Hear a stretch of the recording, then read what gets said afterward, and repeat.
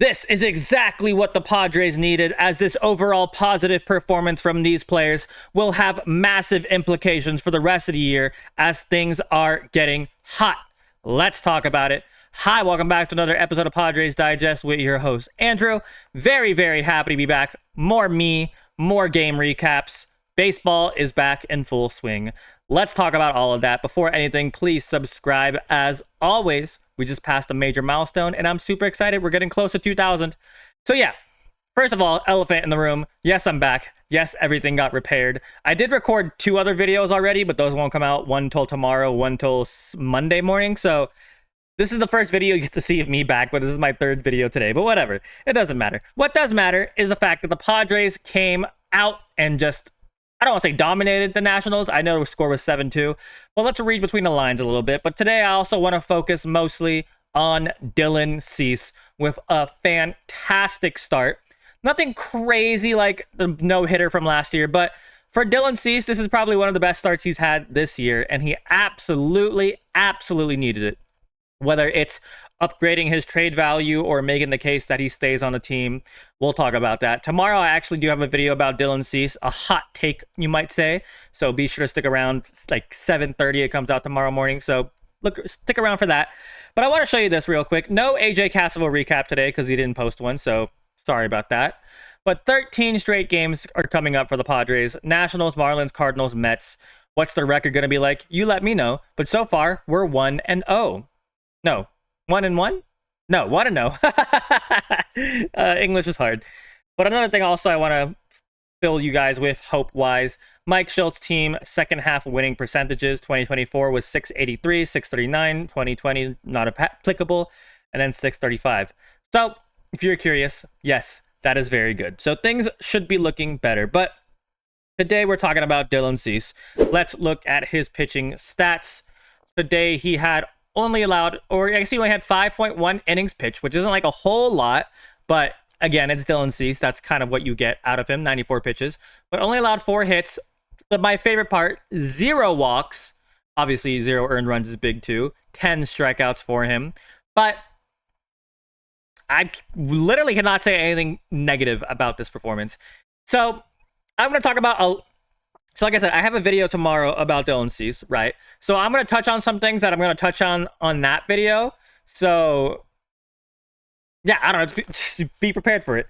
I'm just teasing today's video, but I'm also going to bring up some points that I'm going to make tomorrow. So let's start with this.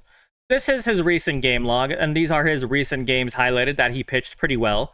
Right, so against the Dodgers, he pitched well. Against the Royals, he pitched well. And against the Nationals, he pitched well.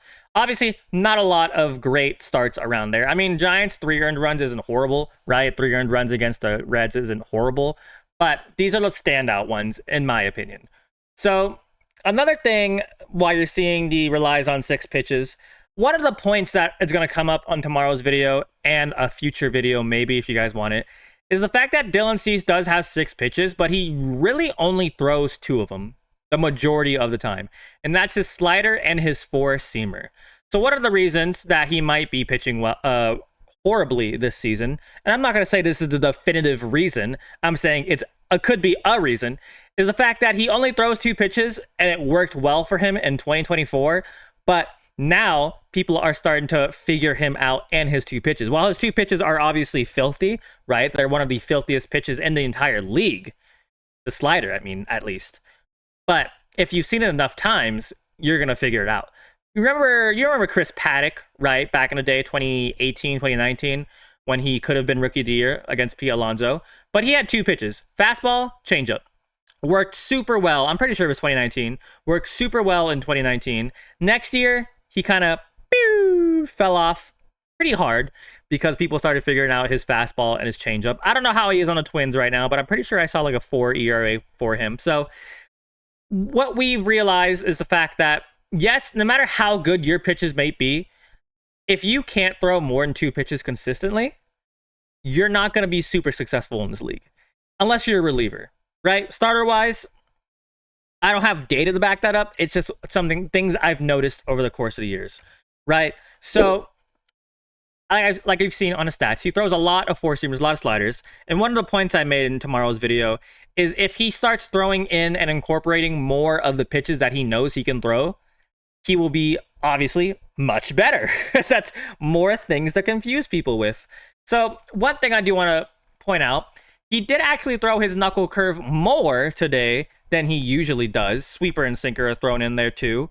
Not a lot, right? Obviously, the majority of it is still fastball, still slider. But if you could at least work in some more pitches into your repertoire, I think you could see huge improvements in Dylan Cease. And his pitches, I don't have the strike zone picture, but his pitches were everywhere, right? Inside strike zone, outside the strike zone. I think there's more outside the strike zone than there were inside the strike zone. And again, obviously, we are playing the Nationals. They're not like the Dodgers or the Yankees, right? They're not sluggers. They're not crazy, even though CJ Abrams took us deep. But still, I mean, it's impressive. They're a major league team either way. 43 pitches were swung at by batters. 51 were taken.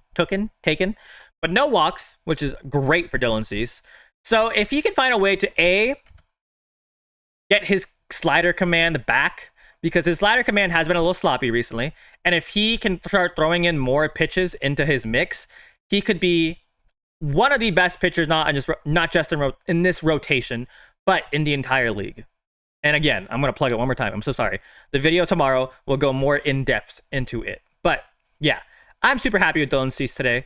Another thing I want to point out, though, and show you guys is this. Notice how Cease threw a shutout without Maldonado as a catcher. It's almost as he's not actually that great. So yes, if you've noticed, Dylan Cease is always caught by Martin Maldonado. The entire year, it's always been Martin Maldonado. And the one time we switched to Diaz, he has a shutout. Coincidence? Maybe. What does that also tell you is that this might be one of the last few days we actually will see Maldonado catching and playing on this team. Thank God for that. No offense to Martin Maldonado, but thank God for that. I just noticed I forgot to turn my light on. Boop. Now you can see me better. But other thing real quick. Diaz has been solid behind the plate. If the Padres could get a hitter to pair him with, that would be good enough. Assuming you also make an upgrade in left field, a substantial upgrade. But yeah, I've always said this. Elias Diaz isn't like a bad catcher, but he should not be starting on any team. He should be at most a backup catcher. I think if he gets that like pressure of like having to play good and just realize when we like need him to back up our regular catcher, whether that's like Sean Murphy, Corey Lee, or whoever else we have on this channel, Shea Langoliers, watch those videos that Christian's made about catchers. But if we can get a better catcher and have Diaz's backup, I think we're fine, right? Get another bench back, get another left fielder or any outfielder. I think we'll be fine. So yeah, let's touch on real quick about the other stuff, the offense and all that. Offensively, I can show you this too. It wasn't a great game with runners in scoring position. There's a lot of unclutch at-bats from players that I wish were not unclutch at-bats. Now, obviously, that's going to be outshined by the fact that Machado hit a grand slam. And he had some pretty good at-bats. He hit the ball hard, just wasn't that successful. And that's baseball. But yeah, some good at-bats mixed with some really bad at-bats and some really good situational hitting. I'm okay with Elias Diaz doing some like MLB The Show bunt scoring cheese.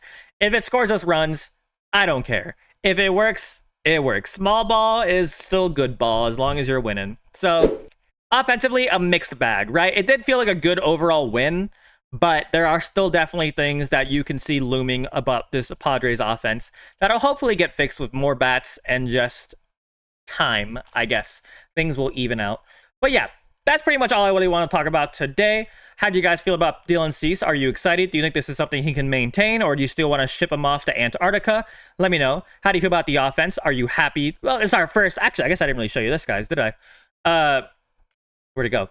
96. Oh, obviously, defense from Fernando Tatis Jr. That throw was amazing. Wasn't a Ronald Acuna throw, but it was still amazing, right? But also, Manny Machado, first Grand Slam of the season, and he's also the active leader in Grand Slams, 21st all-time with 13 career Grand Slams. Forgot to point that out. My bad. But let me know how you feel about Machado's Grand Slam. Do you love it? I don't know why you would hate it, but how hype were you when you saw that? Because I was real hype. But yeah, thank you guys so much for watching. I'm happy to be back, and I'm excited to make a lot more videos. I feel like I retired or something. I didn't. I just was gone for like a couple days. But yeah, thank you so much for watching. Have a fantastic rest of your day. And as always, go Padres. Goodbye.